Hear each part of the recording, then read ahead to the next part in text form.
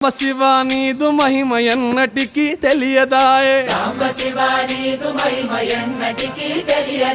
హర హర శివ శివ,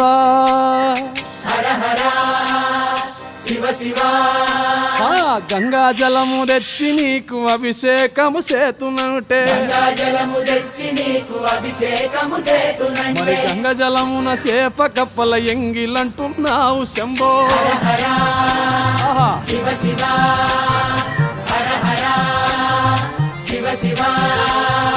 సాంబ శివ నీదు మహిమ ఎన్నటికీ తెలియదాయే, ఆవు పాలు తెచ్చి నీకు అర్పితము చేతునంటే, ఆవు పాలన లేక దూడల ఎంగిలంటున్నావు శంభో. గట్టిగా